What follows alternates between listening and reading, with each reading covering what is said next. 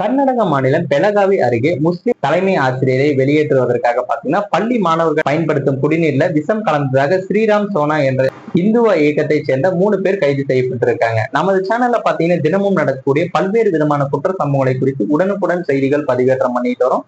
நீங்களும் இது போன்ற செய்திகளை உடனுக்குடன் தெரிஞ்சுக்க மறக்காம நம்ம சேனலை சப்ஸ்கிரைப் பண்ணுங்க, பெல் ஐக்கானை கிளிக் பண்ணுங்க. அப்பதான் நம்ம போடக்கூடிய வீடியோ உங்களுக்கு உடனுக்குடன் நோட்டிபிகேஷனா வந்து சேரும். இந்த சம்பவம் தொடர்பாக கர்நாடக முதல்வர் சித்தராமையா தமது எக்ஸ் பக்கத்துல ஒரு பதிவை பதிவிட்டிருக்காரு. கர்நாடகாவின் பெலகாவி மாவட்டம் கீழிக்கட்டி கிராமத்தில் செயல்பட்டு வரும் அரசு பள்ளியின் தலைமை ஆசிரியராக முஸ்லிம் ஒருவர் பணியாற்றி வருகிறாரு. அவரை பாத்தீங்கன்னா அந்த பள்ளியிலிருந்து வெளியேற்ற வேண்டும் என்பதற்காக பள்ளி மாணவர்கள் பயன்படுத்தும் குடிநீர் தொட்டில விஷம் கலக்கப்பட்டதும் கண்டுபிடிக்கப்பட்டிருக்காங்க. இது தொடர்பான விசாரணையில ஸ்ரீராம் சோனா என்ற இயக்கத்தை சேர்ந்த 3 பேர் கைது செய்யப்பட்டிருக்காங்க.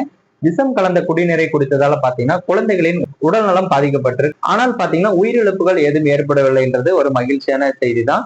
இந்த கொடூரத்துக்கு ஸ்ரீராம் சோனாவின் தலைவர் முத்தாலிக் பொறுப்பேற்பாரா மற்றும் பாத்தீங்கன்னா கர்நாடக பாஜக தலைவர்களும் பொறுப்பேற்பார்களா? அனைத்து வகையான தீவிரவாதம் அச்சுறுத்தல் தான் பள்ளி குழந்தைகளை கொலை செய்ய சதி திட்டம் தீட்டியவர்களை விரைந்து கைது செய்த போலீசாருக்கு பாராட்டுகள் என கூறியிருக்காரு.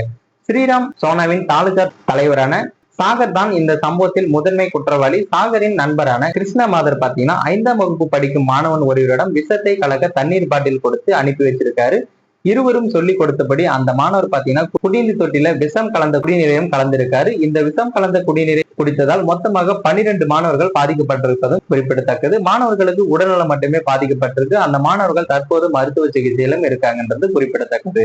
மேலும் இது போன்ற வீடியோக்களை உடனுக்குடன் காண மறக்காம நம்ம சேனலை சப்ஸ்கிரைப் பண்ணுங்க, பெல் ஐக்கானை கிளிக் பண்ணுங்க. வீடியோ பயனுள்ளதாக இருந்தா மற்றவங்களுக்கும் ஷேர் பண்ணுங்க.